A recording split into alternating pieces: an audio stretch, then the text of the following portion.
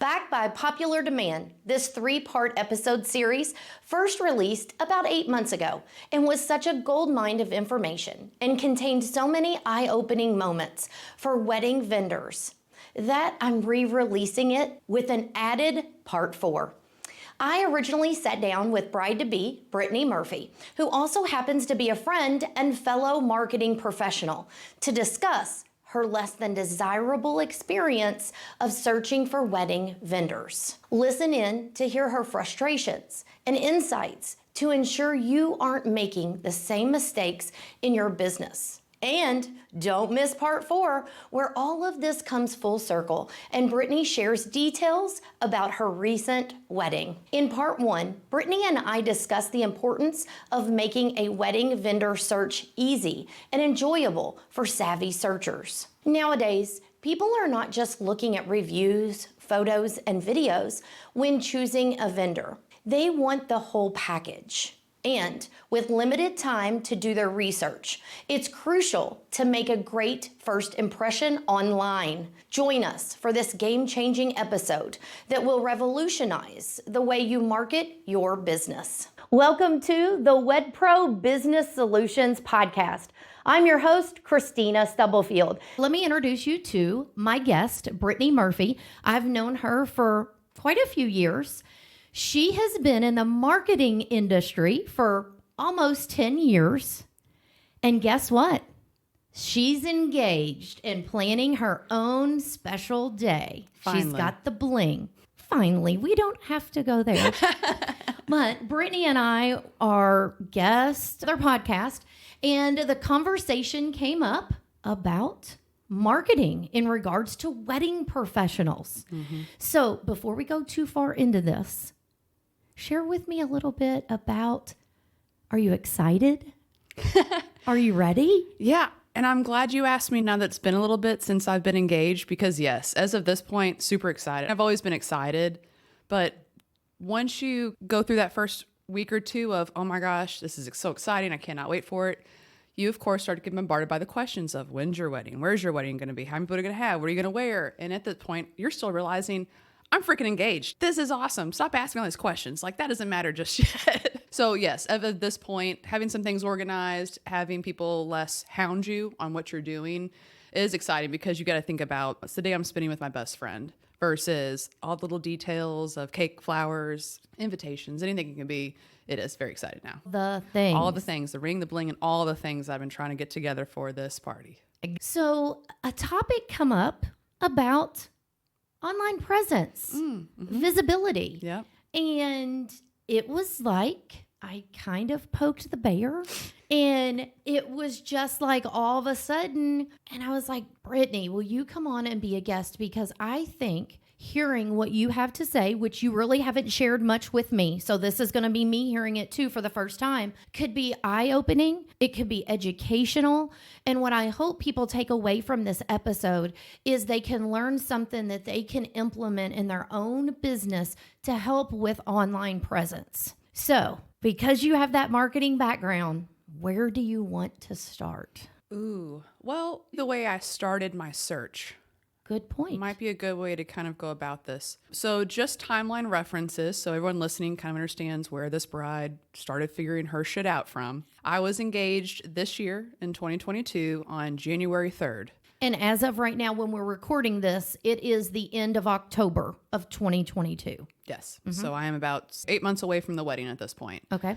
I did not begin searching for a lot of things until about March of this year. I gave myself a good month or two of just enjoying the moment, enjoying the time, not freaking out about getting everything planned. Okay. And so basically around that March to spring, I went ahead and I started everything searching the big ones you want, the venue, food, and I started going my secondary things. For me, just to give people a little more background, I, just like Christina, I am in the marketing world.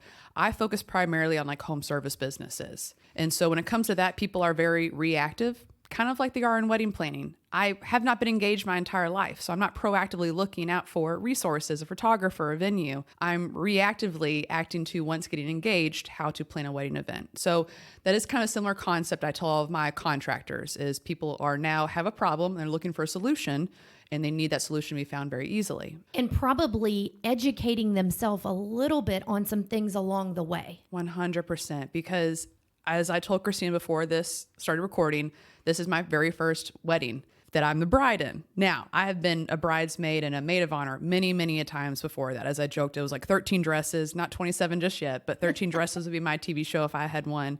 And I kind of understood a lot of the concepts of everything. Here's all the things I need. I've helped my brides kind of plan this stuff out, look at things. But from my background and my search, I focus more on SEO. So that's just how people show up in Google. So I was mainly going to Google and typing in wedding photographers, Louisville KY, and just basically picking up all those services going through there. And Christina did poke the bear because I told her this is how I started searching. I just went to what we all call the Holy Grail, Google, that owns literally every entity almost out there, except for Meta, and going through the search from there, trying to see, okay, if I type in photographers, who's showing up? What do the reviews look like? What information do they have? Do they do weddings? Have they done this recently? Have they taken any photos at my venue? All those little things you get from YouTube videos you watch. Here's all the questions to ask your photographer. I was going through the process to find these on the websites. You just hit 8 or 10 things along the way right there. Yes. Because you didn't look for just reviews. You didn't look for just photos, just videos. You were looking at the entire picture, not just one snippet. 100%. And that's where all of my frustration really began, because here I was going to, at least in my world, this needs to say everything about your business so someone can call you within a pretty quick time to have you fix their roof, their broken HVAC system if it's freezing cold in winter. Like, people need information quickly to purchase. And it was completely opposite when I fell into this wedding industry world. I was not seeing the FAQs I needed as a first-time bride to make a decision on, how do I go through this? What do I do next? Is this a person I want to contact? So yes, of the things I feel like when I was searching, I do want to go back to touch on those. I'm looking to fill a holistic bubble of enough information to help me make a decision on whether or not to email you. I'm sure a lot of people in the wedding industry hate brides in a sense because we probably play it like Tinder. I'm sure we email out a lot of people. Hate is a very, very strong word. Okay, I was saying loathe earlier, Okay. so I can go back to Count Olaf and say loathe. Okay. A lot. In my industry, I dislike it as well. When people are price shopping, tire kickers, we don't like that. But people don't know what they don't know. And in our worlds as well, we sell marketing. Well, no one knows what price to put on marketing because there's all aspects, there's all qualities, there's all quantities of it. Mm-hmm. And so kind of when I was going to these websites, I'm talking, when I talk to my clients, am I allowed to cuss on this? Of course you can. Go for it. I bitch to them about one of the biggest things is give price points or give a little bit of process to help someone understand a pricing situation they could go into. So going back to these websites, if I was able to find some websites where I did like the gallery of pictures, which almost every website had pictures, I'll give that to them. I mean, thank God this is all photography. They did have imagery on there. Okay. Fairly recent for That's the most. not hard to tell. So luckily, Okay. social media, again, I don't mess with social media, but I use social media in my search. So again, even though right now I'm bitching about the website side, I was clicking on their icons if they had it to go check out their Instagram or their Facebook. Because I was able to see within that time, was this a recent job you just did? Were these recent engagement photos you just completed? Not from 5, 6, 7 years ago. From 5 years ago. And you can't always tell. And so the hard part is, if I'm a potential client and I can't tell anything about this that wows me, then the easiest thing for me to do is push the back button and go to the next website and see if I like those pictures more. It's like the showcase of your work, especially within the wedding industry. Almost everything's visual. And that's the beauty of it. That's why weddings are so gorgeous. Not is it only the unity of two people and everything that we should say about it, but it's still a huge freaking party. Always a beautiful party at the same time, because people put a lot of time and effort to make sure their friends and family have a great time with it. So yes, and I'm able to tell if any of these were recent jobs. And I will give applaud. There were a few people who did blog posts. And in those blog posts, they would actually say, here's my most recent wedding. Here's the location that wedding was at. And here's all the photos from it, which in SEO is a huge idea for them to actually go down and really replicate as much as possible, because they're creating good content, not just for Google, but for me as the end user. Oh, wow, they actually have done photography at my venue. Oh, wow, they have worked with brides in the summer season. Oh, wow, they have done this. All those little things feed clues into me that build trust. And those blog posts are usually date and time stamped. 100%. Mm-hmm. Yep. And that's kind of hard. So if you just have a showcase of gallery, unless you actually have dates listed on all of these and they're posted, which most time galleries don't, then we're not going to know. So a quick example is the photographer I ended up booking He was telling, and I actually got video services from him as well, because I'll be honest, that was a higher priority for me, was video over photo. So I deemed that higher in my searches. And even I can't stop. I actually gave him feedback. I gave him a website audit during our first meeting. Here's him trying to interview me to see if I'm a good client. Here's me asking him questions. And also I'm like, hey, do you have 5 extra minutes? Yeah, what questions do you have? Actually, it's questions I'd love to ask you. And he's like, oh, I thought you already did. I said, well, they're marketing questions. Like, on your website, are these actually the things I'm going to be getting out of it? He's like, well, no, actually, those are just the 30-second clips you'll be getting. Okay, do you have an example of the 2-minute one I'll be getting, or the 5-minute? Yeah, I could get those to you. And I was like, okay.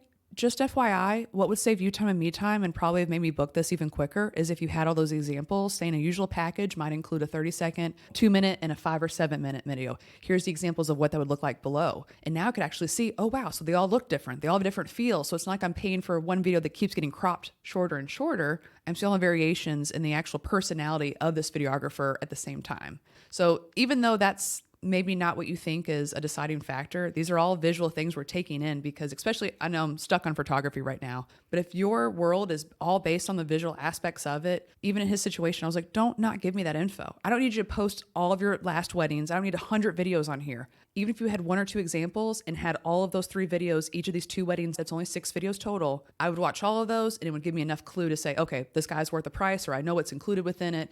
I feel good with his quality and the work I'd be getting with it. You also mentioned you were wanting to read more also about the experience. Like, you worded it about what was included with packages. Yeah. But honestly, like you mentioned with wedding professionals, they are part of the overall experience. Yes. It is the union of 2 people, but yes, it ends up being a party. And that's what I heard out of your words is, I feel like blog is a great example. By blogging, you can share how this amazing event came together. And although you might not read it, there's people out there that will. A tip that I a lot of times tell people is the next day, the next week, sit down with your cell phone, turn on the video, and just talk to that phone like it is a potential client and share with them about the event you just did. It's fresher in your mind. Mm-hmm. You're going to have points about it that maybe somebody else doesn't. Not only is it a way to document your hard work, energy, and effort, it also is a way for you to showcase your professionalism, your experience that you're helped deliver, because sometimes that is very hard to showcase in short form video that is so popular right now, or in photos. And blogging is great. I usually encourage people to do both video and include the wording. That way, no matter if your audience wants to read or watch. And I think that people have just looked at blogging, oh, that's for just information. Oh, that's for this, that. And you assume that your audience might not necessarily like that form. So I think it's really important. A lot of your points are like rolled in. They're like power balls. Okay, that includes 10 different items. And the easy way I would rather break that down is, if you want to think about this very, very simply, is there's a million different personality types. And we're all salespeople for our business. So we've talked to enough people to know everybody's different when we talk to them. So your website has to speak to that. Are there the people who just are quick hitters? Hey, I went in with FAQ pages. What do you include? What's the pricing look like? A few pictures. Okay, great. Book a call.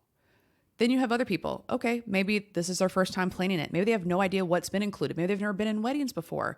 They have no idea what your process looks like. Nothing is helping them on your website to feel comfortable enough to call you. So you have to think, am I giving enough information to the person that wants to do more research? And by the way, sometimes people who do more research are better clients because they've actually qualified themselves through reading all of this information on your website to say, holy shit, this is who I need to work with. And I know I just jam-packed 3 more tips into that last sentence. No, one thing I'm going to call out, ding, ding, ding, ideal clients. So many times wedding professionals are yes people. Yes, I'm available on that date. Yes, yes, yes. And then holy shit, 12 or 18 months go by and that's really, you just said yes because you wanted to book another event or you want to go ahead and seal that deal. And what you've just said by pre-qualifying, that's really drilling down to more your ideal client. And Brittany, another thing there is so many people are hearing, oh, I only have 3 seconds, I only have 5 seconds to get people's attention. And they're cutting way back on what they're putting out there on their website, whether they have somebody do it or they do it themselves. It does not hurt to have an FAQ page, a process page. Here's different packages, and this is what's included. So what that not everyone reads it? But what about those that want it and it's not there? You said it earlier. It's easy to hit the back button and move on. Yeah. And think about it at the same time, this is a benefit to you. You are saving your time doing this. Even the website for our business, selling marketing services, I just talked with my business partner. I said, hey, we need to update the pricing page because I want to be able to send people there if they're curious on what the expectations of investment might be. So that way it's a very long blog post. We've given all examples, yes, everything we just said, we have it on this blog post so they can read it. And to me, I'm also qualifying that person. Hey, if you have time to read this, and then if after reading this, you still understand the investment made up to go forward with this, you're my ideal client because you understand that this is a long-term investment. You understand things are not overnight. We can do those things, but most of the time it's to be a long-term journey together. Here's what we expect of you. Here's what you should expect from us. And we have great relationships, and it's not a conflict moving forward. And as you said before, not everyone you choose to work with as a vendor on your wedding day is going to be involved in every single aspect. But during the sales process, the people I talked to, that was one of their selling features. Hey, if you have any questions, bounce them off of me. And I love that because in my head, I heard, okay, you're welcome to being a part of the process, which now makes me trust you a little bit more because that means you might give a shit about me. That's why you're answering my questions. You want me to have a really good experience with this. So now you qualify. Wait, the experience is not just the day of? Oh my God, Christina, no. It starts the first experience I have any contact with you. If anyone thought differently than that. Even if it's on Google. Even if it's on Google. Before they've talked to you, emailed, anything. The first experience is now happening without an in-person meeting, a phone call, an email, a text, and anything. Yeah. And I'll be honest, since I said I've been in 13 weddings, I asked a lot of my girlfriends, hey, who would you recommend for some of these aspects? I don't know a DJ. Can you give me who you'd recommend? And getting those referrals is great. Yes, I did reach out to those businesses if I liked their website. So that's also one thing I think we're forgetting is word of mouth is great, is usually a better conversion portion of it, but they're still going to check out other places to look at you. Imagine if I got a referral for this DJ and I met with him and I said, oh, that sounds awesome. But I look at his reviews and he's a 2.5 out of 50 reviews. You think I'm still going to book a call with that DJ? Probably not. Okay, what you just said there, though, so many people are saying something about our website's dead. Websites aren't as important. People aren't going to my website. I got news for you. I'll go up against anybody to tell you your website is the foundation of your business. I like short form video, like YouTube, TikTok, Instagram, all of that. But if you think that your website goes on the back burner because now that TikTok's out there, you're sadly mistaking. And unfortunately, what's happening is costing you business you don't even know about. 100%. If you think about the aspect of, I have limited time on my plate to also do all this research to find vendors. So again, think about on the client side, what is going to make their lives even easier. For example, I saw a few videographers who only had an Instagram. Now, not that I'm going to rant about them too hard, but the only problem I would say to someone who depends solely on social media as their only place to house their content is I had to watch 20 different posts to try to get enough information about what this person did. And after 20, I got bored. I couldn't find it. I got frustrated. And I said, you know what? This doesn't really seem maybe a good fit for me if they're making it this hard for me to find out this information. Let me ask you a question on that. Were most of those posts just about events? Did you ever see the owner, the business? Did you ever see any resource information or tips to give you any kind of vibe about this business other than maybe their style? Very few. And I'm glad you bring that up because the few people who did showcase like, hey, here's a quick testimonial I got. Here's a free ebook I have of all and this is great, guys. You should be writing down these notes while we're talking about this. One person literally said the best top 10 venues to get married in Louisville. And it was a photographer. You could do this for any industry, but that was like, ooh, actually, I'm still looking at venues. I'm looking at a photographer. I'm looking for a lot of things that are important to me. But hey, if my photographer can influence the venue, like I'm open to seeing where you think's best because you probably know these places better than me. They gave something back They gave without something even back. knowing. 100%. And it built trust in that person. And unfortunately, when I reached out, they were already booked. And I was like, well, I know why, because you're making this easy for me. But most of those places don't. All they're doing majority of time is just showcasing some pictures or videos of their work over and over again, which is great. I want to see consistency in your product, the quality that you do, but I only get to know so much about you and your company and your process, how you're going to handle anything crisis-wise that might happen. I'm not learning anything of that other than here's a project that went well and this is what it looked like. Nothing about the know, like, and trust factor. Now, of course, people are looking for different style of photos and video and decor and design. I get all of that. But I think that sometimes you get so wrapped up because a lot of times I will tell people, I say a lot, wedding professionals have the most content available at their fingertips. And a lot of times what I'm talking about is events where they can take pictures and video clips and here and there. But that doesn't mean don't put out some kind of content about you, your business. Why do you do it? Testimonials and things like that. And I know that this may sound like a harsher episode, but why I knew that this one was so important was it's coming straight from a source. You just went through this. You understand the marketing side of it. And sometimes you have to hear the hard truth to really make it resonate and be like, okay, I get it. And it can also sound like, okay, I got to keep my social media channels up to date, my Google, my website, my this, my that. But the world we're in with the World Wide Web, most of the time, your audiences are looking in multiple places, not just one. So I'm glad you've also rolled that into what you've been talking about. Yeah. And one thing I thought of was I sell websites. I know their investment. And even when I was driving my way here, I said, I really want to make sure that one thing we say is you have to freaking have that website. And I'm sure Christina would back me up on this. I don't care if you go to Wix.com and get a free template and just make this website yourself. You do not need to buy a fancy website. The fact you have one and actually put this information on top of it is going to be way far and above half of your competitors right there. Now imagine if you take it a step further. What type of authority could you be then? I would agree with you there. And I feel like a lot of times wedding professionals get in their own way. It's hard for them to talk about themselves, to talk about their services because you're all wrapped up in your own business. And that's why a lot of times, even with our own website for our business, having someone on the outside to pull that information and stuff out can be beneficial, but you got to have your information. Yeah. And I'm not sure if anyone does this, but even if you have like follow-up calls with your couples, brides, grooms after, asking them how things went. I know probably some people have a process to ask for a review. That's great. But do you actually have a way to like chat with them really quick and get some feedback afterwards? Because the reasons they decided to buy and book with you, the reasons they're still happy with buying and booking from you could be two different reasons before and then after close of purchase.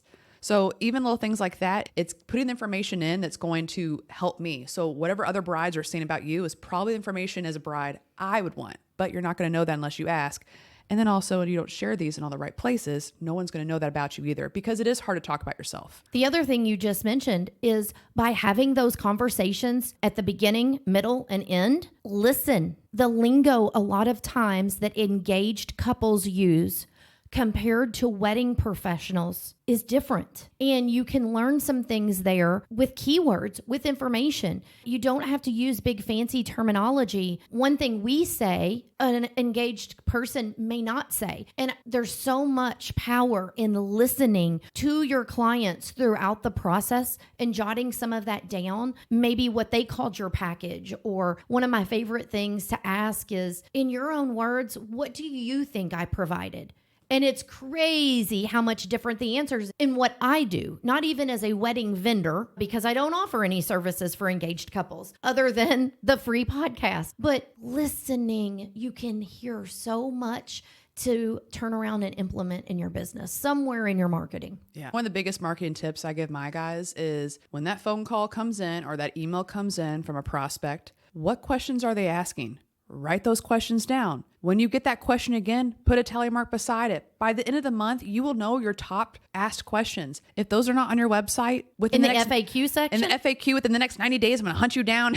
No, I'm getting serious about this because those are questions we're asking. If you've heard from 2 There's at least another 10 out there that have not reached out. And the thing you have to remember is Google, I told Chris this earlier, Google's our new best friend. We don't always ask our mother, our father, our best friend, our sister, our brother for advice or, hey, what would you do in this situation? We're taking it internally and we're just saying, Google, what should we do in this situation? Because in the day, we might be embarrassed, we might be shy, or we just want the information before we continue on because we don't want to sound dumb. So again, your FAQs are making someone sound more informed. So when they do talk to you, you actually can have a better conversation. Again, like Christina said, do not use all the technical verbiage, because when they would use that with me, I would make literally a deer in the headlight face. And I was like, can you re-explain that? I'm just going to let you fly by. I don't know what any of this is. So please. Oh, okay.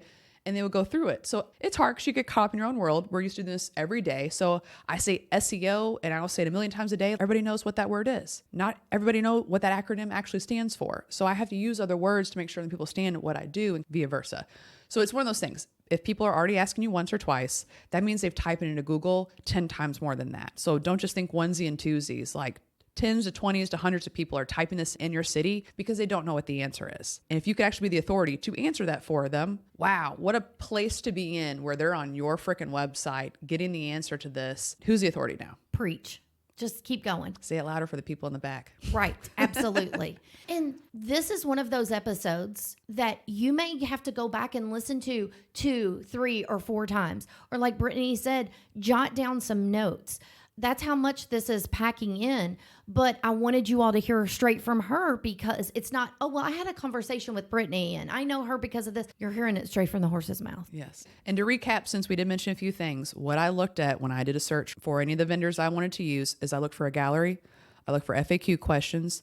I loved a process page. What does this look like? What's the journey with you going to look like? My experience.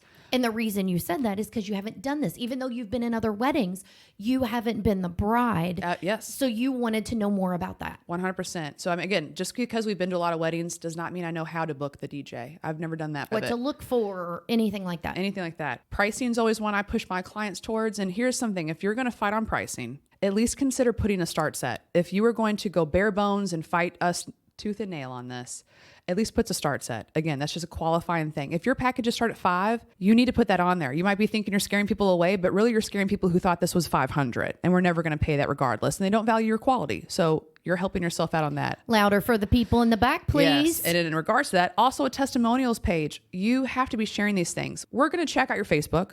We're going to check out your Google. We're going to check out anywhere else we think reviews might be made, just to make sure we're doing a little background check on you, that you're a legitimate business. You're not going to fly by night on us, because there are too many things on this day that we do not want to go wrong. Absolutely. So you're going to do that research on it. But again, your website's that house to bring everything in. So bring those testimonials in. If you have video testimonials, if you recorded any of your brides at the venue or following up with them, if you had a Zoom call, hey, describe what I did for you. What were your thoughts on this? Can I record this? Those are amazing videos, because now it's out of that bride's mouth. It's on your website. It's building all together. I can go to the FAQ page. Oh yeah, she had this package. Okay, cool. That makes me more interested in this package because she talked about all the things she got, and easily contacting you. Like those are the things, like the holy grail, all the things I looked at. So check your websites out, guys. Look for all those different pages, because I can tell you 9 out of 10 brides are looking at all those things to make a decision, whether or not their mother said you had to use this referral, their friend said you should use this referral. We're all doing our work, because again, a lot of things happened over that horrible time in our life a couple years ago we don't want to mention anymore. So when it comes to that, we're all a little more nervous and skittish about anything pandemic related. So with that, all these different aspects of how they're going to search for you, like just to do a little quick audit. And if you don't have any information on those, just start collecting it. Even if that means you build a page now and you add a testimonial as you get them, I would rather that than no page at all, because now I'm like, okay, there's one, but at least I can read it, versus not having that. All I can say is, wow, what great information that Brittany is sharing, and you're going to be able to implement these tips and strategies in your business. Now, you don't want to miss the next parts of this episode series. Also, if you haven't already joined the free Facebook group, please do so. You can get the link just by visiting WedProSolutions.com. Thanks for tuning in. Until next time, see ya.